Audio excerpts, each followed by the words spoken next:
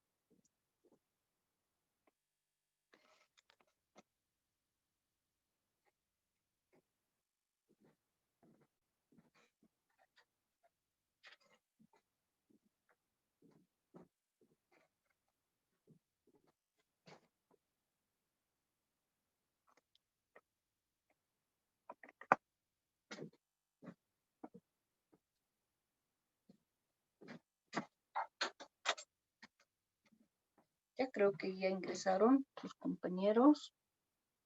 Vamos a continuar con el capítulo.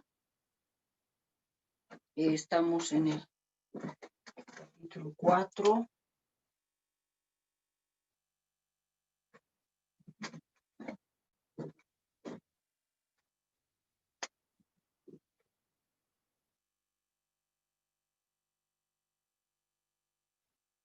Bueno, estábamos hablando de competencia. Competencia en relación, decíamos, a diversos factores que puede ocurrir entre plantas. Y quizás en este caso podríamos especificar entre malezas y plantas cultivadas, ¿no es cierto? Podríamos mencionar de esa manera o indicar de esa manera. Habíamos hablado de factores importantes que son los más importantes en relación a la competencia, porque sin esos factores las plantas difícilmente se van a desarrollar. Hemos hablado de la luz solar o radiación solar, el agua, nutrientes, que serían los tres más importantes, ¿no? Ya que cualquier fisiólogo, malezólogo que toma el tema, siempre lo va a tomar en cuenta, ¿no? No va a olvidarse de esos tres aspectos, de esos tres factores importantes. Pero también, aparte de ello, habíamos mencionado, como lo hacen otros malezólogos, también se refieren a esto del espacio, que muchas veces uno no lo considera, ¿no? Entonces decíamos que las plantas o las plantas que ocupan, que son las primeras en ocupar el espacio, un área en la parcela, entonces tienden a excluir a las demás, ¿no? ¿Por qué? Porque les están compitiendo por espacio, les están quitando espacio para que otras puedan germinar y emerger, ¿no es cierto? Entonces, este es un aspecto bien importante y la planta o las plantas que ocupen el espacio lo más rápido que puedan, ¿no? Entonces tienen ventaja competitiva, porque van a competir en ese momento no solamente por el espacio, porque van a ser más fuertes y van a competir luego por los otros factores, ¿no? Bueno,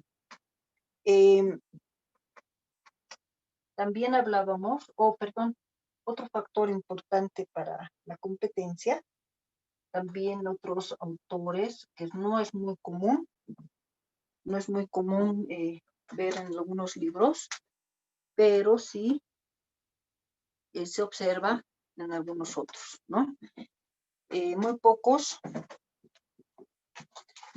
se refieren al CO2, ¿no? O sea, casi, digamos, nadie habla de este aspecto, ¿no? Del CO2. No hay alguien que, algunos malezólogos o fisiólogos dediquen tiempo o hayan hecho más investigación en cuanto al CO2. Pero recientemente están comenzando, ¿no? A hablar de esto del CO2. ¿Qué? Es así que en la parte práctica, digamos, muchos se complican, ¿no? En querer demostrar esto. Por eso algunos autores dicen que puede haber, teóricamente, se habla de una competencia del CO2 entre plantas. En este caso, entre plantas, entre malezas y las plantas del cultivo, ¿no? Ahora suele ocurrir que en la parcela, en algunos... Inge, Sí, dime. Inge, perdón, me molesta.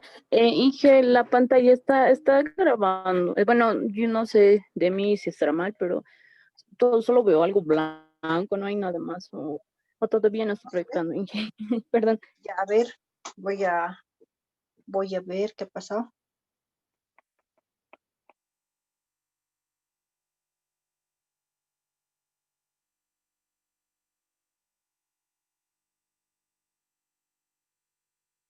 No se ve nada de lo que está escrito.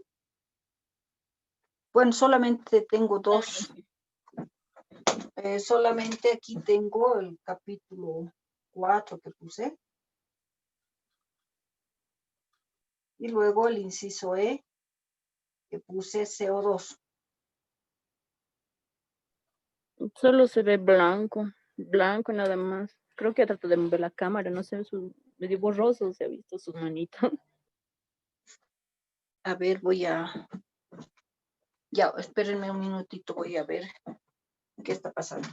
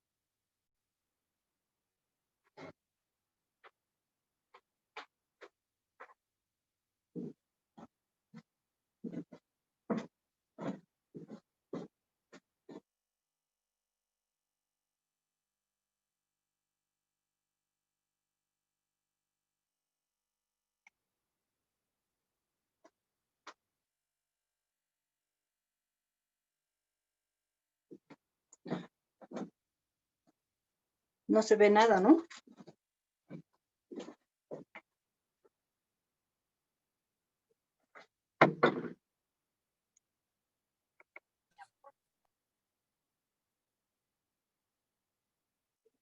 Ahí no se ve nada. No se ve, Inge.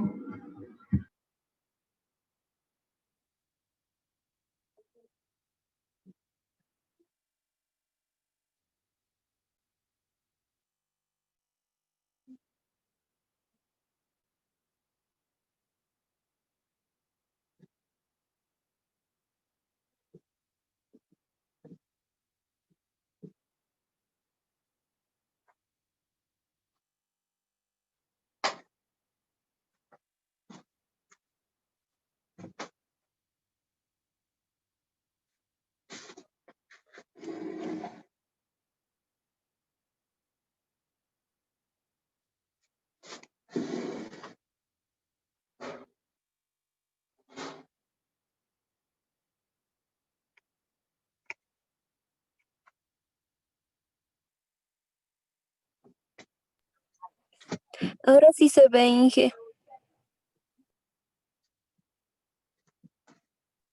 Sí, Inge, ya se ve ahora.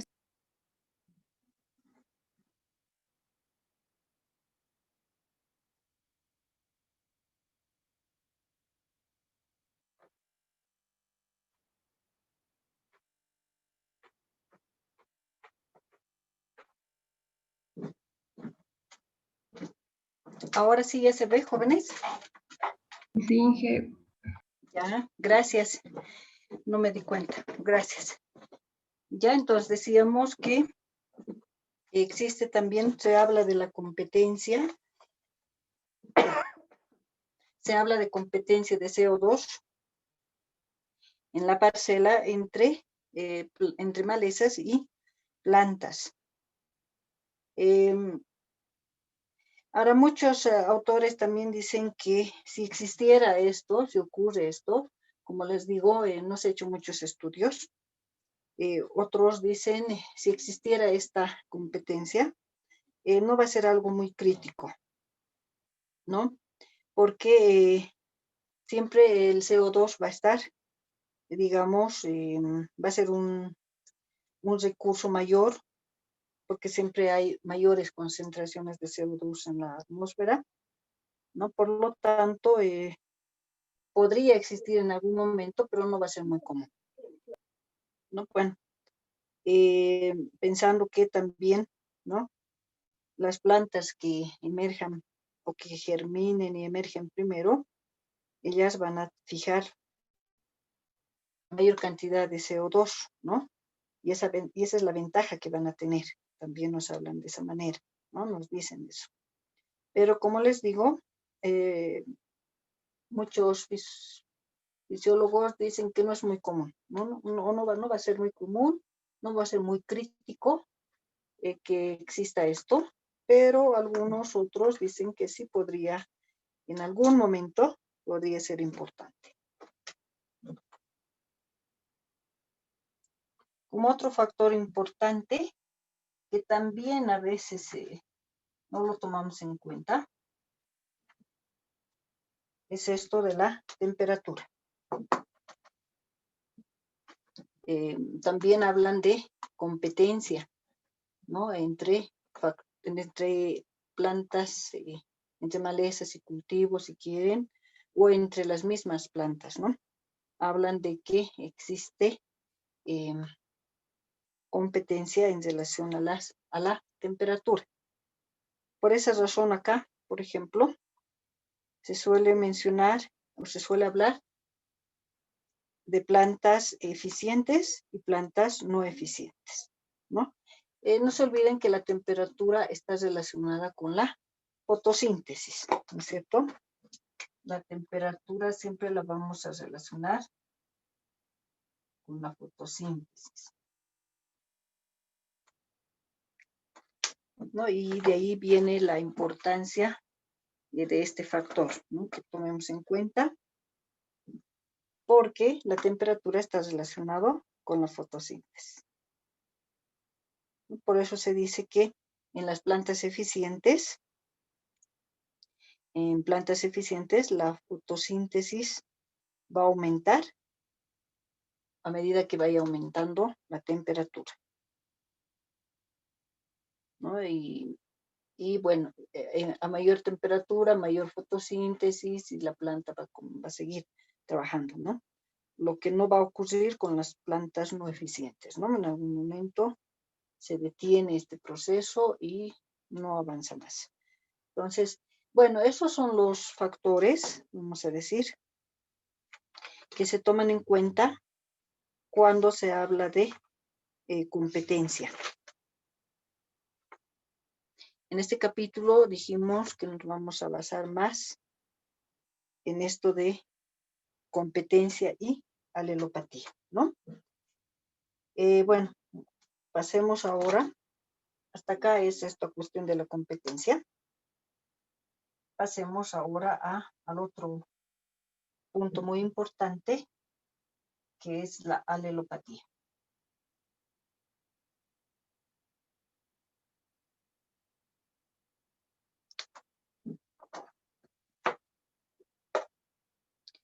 Y cuando uno habla de la alelopatía, acá, suele decir lo siguiente, ¿no? Que toda planta o todo conjunto de plantas que formarían una comunidad de plantas pueden actuar ya sea en forma positiva, obviamente en forma negativa, y también puede ocurrir una interacción neutra, ¿no? O sea, una interacción positiva cuando, bueno, existe algún aspecto importante que va a suceder cuando dos especies están interactuando. Negativa cuando una vaya a perjudicar a la otra, vamos a decir, ¿no? Una interacción negativa. Una interacción neutra cuando ninguna de las especies se perjudiquen, ya sea en este caso negativa, o ninguna de ellas se beneficie, ¿no? Neutro, no pasa nada. O sea, existe una plantita, nuestro cultivo, existe una plantita y no la afecta. Entonces no pasa nada, como se dice. Pero en relación a la interacción entre plantas, dijimos que casi siempre nosotros hablamos de competencia y alelopatía, ¿no? Estos interactúan y se llega a tener esos dos factores importantes, que es la competencia y la alelopatía. En relación a la competencia ya hemos comentado. Ahora nos referimos a lo que es la alelopatía. Esto de la alelopatía, en realidad, sabemos que no es nada nuevo, ¿no? O sea, es algo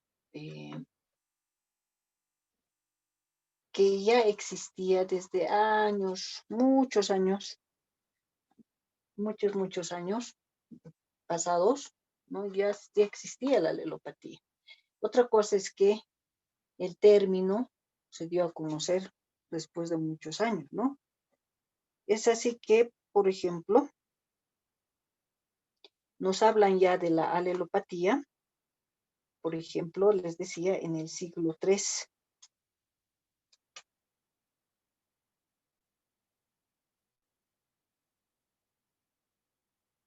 En el siglo III antes de Cristo.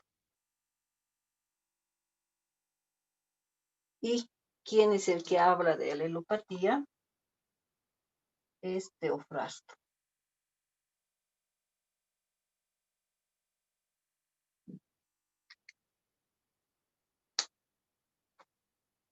Este señor, Teofrasto, es el primero, si quieren, en mencionar en una interacción, no la palabra alelopatía, ¿no? Él dice que existe una interferencia, él comienza a decir que existe la liberación a la atmósfera de algunas sustancias, como también al suelo, ¿no? Y que hacen que otra planta no pueda desarrollarse. Eso es lo que observa Teofrasto, ¿no? Ve dos especies de plantas y se da cuenta que una se desarrolla mejor que la otra. Entonces, ya comienza a darse cuenta que algo está pasando entre esas especies, se da cuenta que una perjudica a la otra, por eso es que una se desarrolla y la otra no. Pero en esa época, bueno, no podía hacer más estudios si quieren, no podía avanzar más en sus estudios, ya que él estaba más dedicado a la botánica, ¿no? Ya específicamente a la botánica. Tenía libros ya en relación a la botánica, es tanto así que él es el padre de la botánica, ¿no? Teofrasto. Entonces, ¿qué hace este señor Teofrasto en esa época?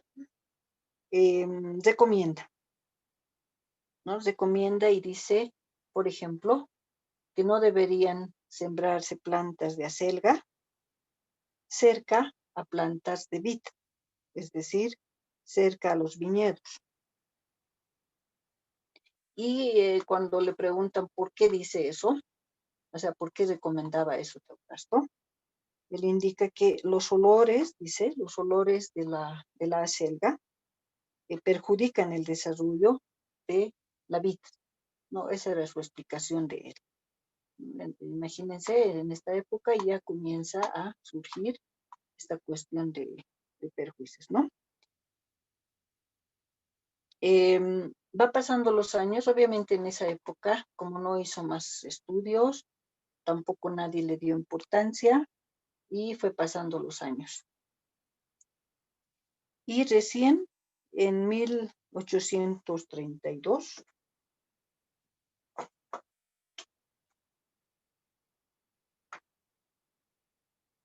en 1832, es el botánico de Candomblé.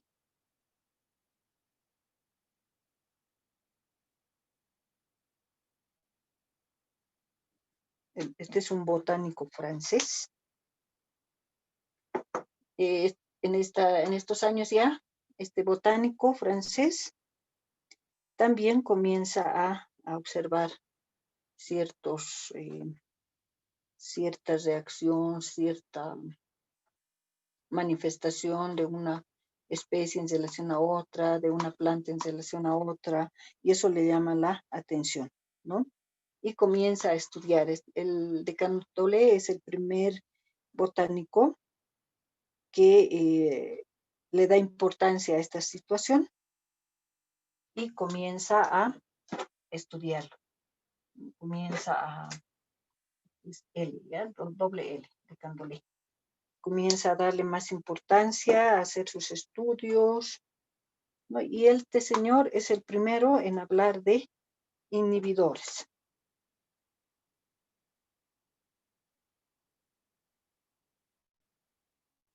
Es el primero en mencionar el término inhibidores naturales.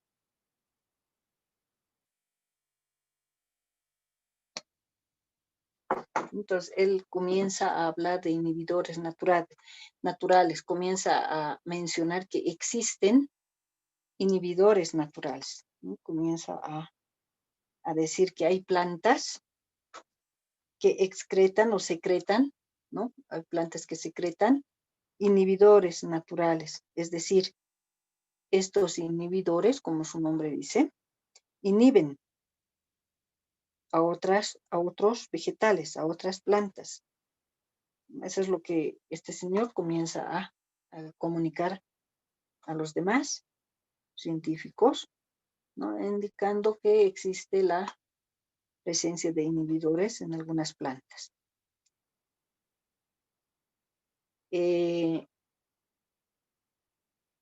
Va pasando los años, algunos sí le creían, otros no, obviamente. Algunos le dieron importancia y otros no. Va pasando los años y en 1910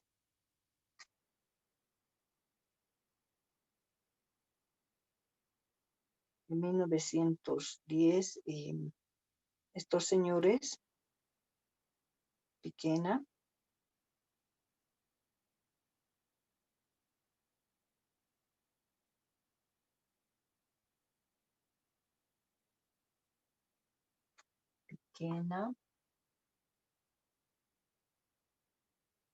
y Bedford,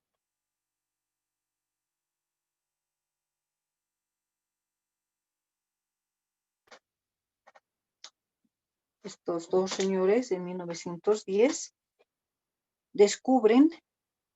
hacen un descubrimiento en relación a las raíces de las gramíneas.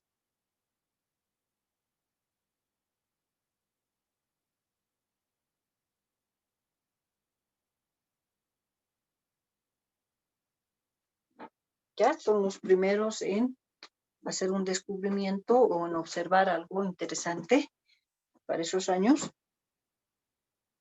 Y descubren que las raíces de las gramíneas excretaban sustancias tóxicas. Descubren que estas raíces de estas gramíneas excretaban tóxicos, ¿no? Toxinas. Y estas toxinas vieron que afectaban el crecimiento de árboles frutales. Entonces, este fue el primer estudio, si quieren, donde hay una demostración directa, ya tomando en cuenta las diferentes plantas, ¿no? Entonces, ya dan un poco más de importancia a lo que decían estos científicos. Va pasando los años y en 1925 ,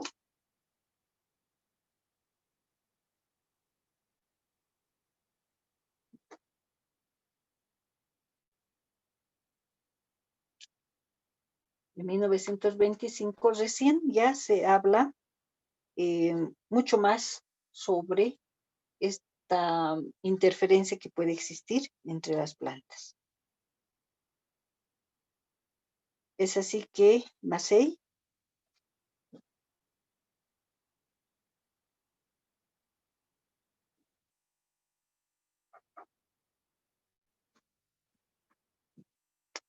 ¿no? Gracias a la observación de Massey y también a estos otros dos señores, ya la ciencia comienza a tomar más importancia en lo que decían estos señores, ¿no?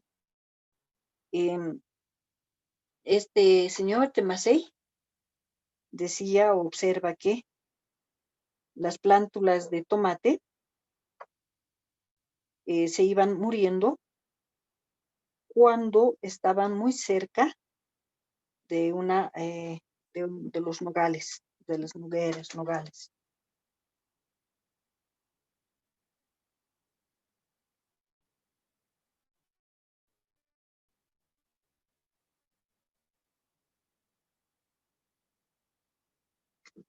Massey observa esa situación, ¿no? Dice que no deberían estar los tomates cerca de los nogales, porque estos nogales provocan que estos tomates mueran, ¿no? Y no quedan solamente como observaciones, ¿no? Sino que él comienza a hacer observaciones un poco más específicas y al final indica que si uno quiere sembrar tomates cerca de nogales, deberían tener mínimo, dice, una distancia de 16 metros. ¿Esto basado en qué? En que las raíces de los nogales se van distribuyendo, dice, hasta más o menos 16 metros. Entonces, toda esa área de 16 metros de los nogales no se puede, no acepta que crezca ninguna otra planta.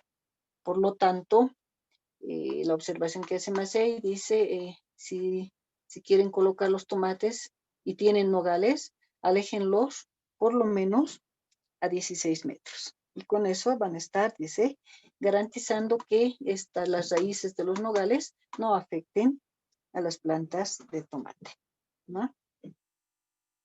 Ahora también Massey no solamente queda ahí, sino que habla no solamente de las raíces de los nogales, sino también de toda la copa, de los nogales, ¿no? Del árbol,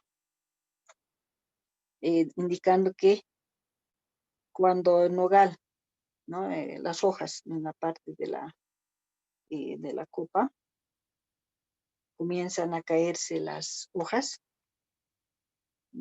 se van secando y comienzan a caer las hojas sobre el suelo y con la ayuda de la humedad, de del agua, la humedad, comienza a ocurrir una hidrólisis y una oxidación, dice.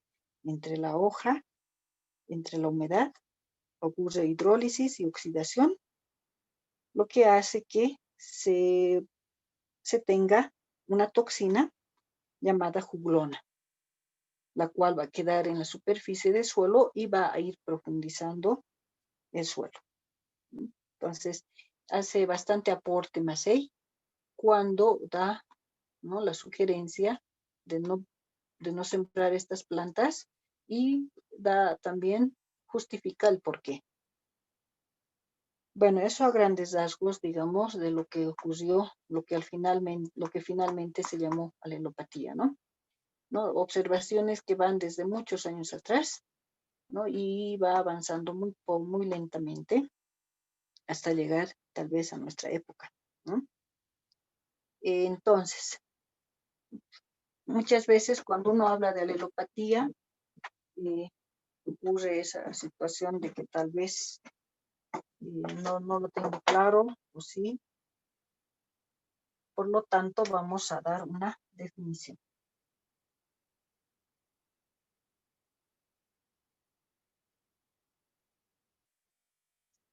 Una definición de lo que es la alelopatía. Esta definición que les voy a mencionar ha sido dado en 1937.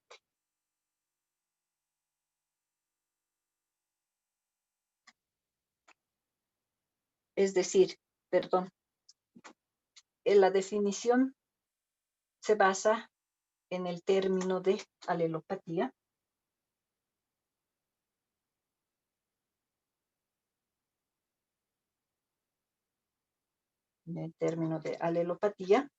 que fue este término ya mencionado en este año, en 1937.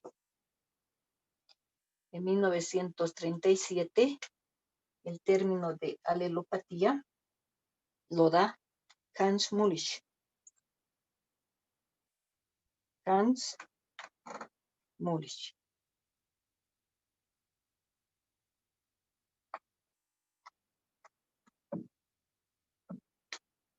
Entonces, este señor alemán, es el primero que menciona el término alelopatía en 1937. ¿No? Es el primero o es el que da origen, si quieren, al término de alelopatía. Él dice lo siguiente, ¿no? Este término alelopatía surge de dos voces griegas, que son aleton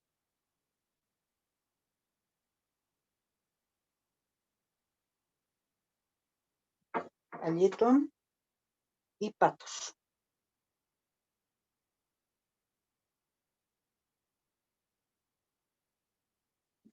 Aleton y patos. Ya no sé, señor Mullis dice, alelopatía proviene de dos voces griegas, que es aleton y patos.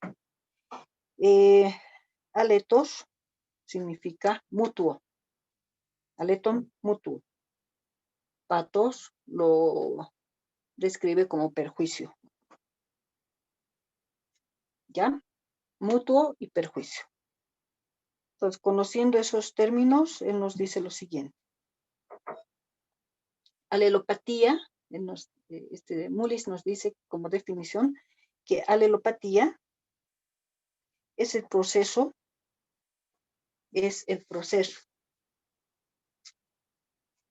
por el cual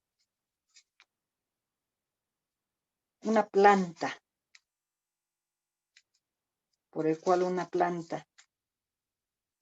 desprende al medio ambiente,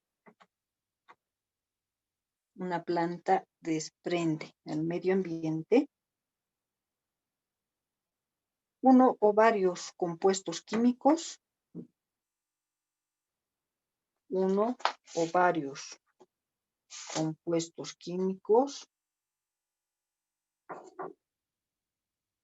o sustancias químicas que inhiben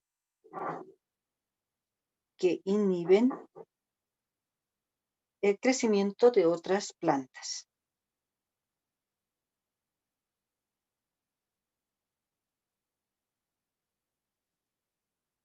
Que inhiben el crecimiento de otras plantas que viven en el mismo hábitat,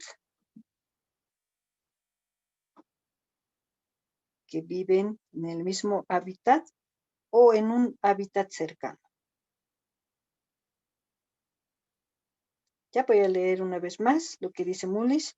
Alelopatía es el proceso por el cual una planta desprende al medio ambiente uno o varios compuestos químicos que inhiben el crecimiento de otras plantas que viven en el mismo hábitat o en un hábitat cercano. Esa es la definición que nos da Mullis cuando surge el término de alelopatía. Ahora podríamos tener varias definiciones de alelopatía, ¿no es cierto? Pero creo que esta de Mullis es una definición bastante clara y es lo que nos indica, es fácil de entender, fácil de comprender, ¿no es cierto? Aparte que ustedes también ya saben esta cuestión de alelopatía, siempre se va hablando de la alelopatía, pero a veces como definición no lo tenemos claro. Ya, mientras van pensando en alguna pregunta, voy a llamar a asistencia. Lynn Arano, Presente, Inge. Gladys Chalco, Presente, ingeniera. Mayra Condori,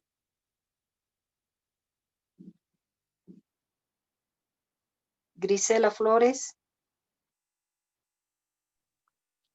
Presente, ingeniera. Wilfredo Huanca, Presente, ingeniera. Ana Carolina, Presente, Inge. Juan Martín,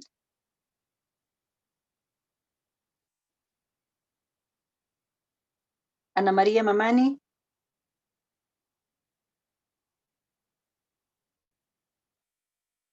Asaí Moyo, Maciel Poma, Presente, Inge.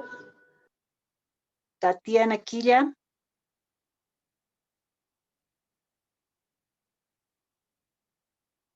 Julia Romero, Jimena Sarsuri, María Elena, Presente, Inge. Jimena Sarsuri, perdón, Inge. ya, María Elena Sirpa, Presente, ingeniera. Modesta Isabel, Presente, ingeniera. Mayra Magdalena,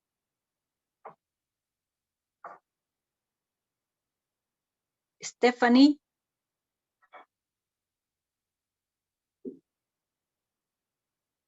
Duberti,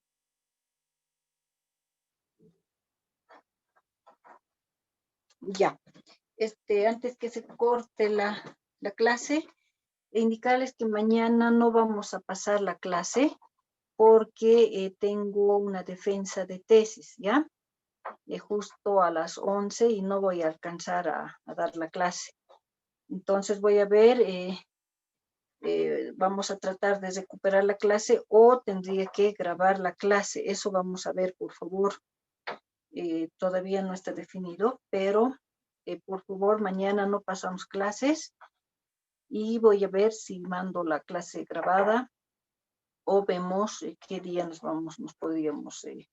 podríamos recuperar, aunque eso es bien complicado, ¿no? Por las materias que llevan y demás. ¿Ya? Entonces, nos estaríamos conectando la siguiente semana y voy a colocar una tarea en la plataforma.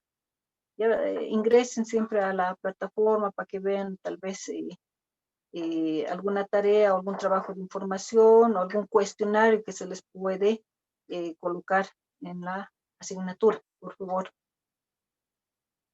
¿Alguna consulta, jóvenes?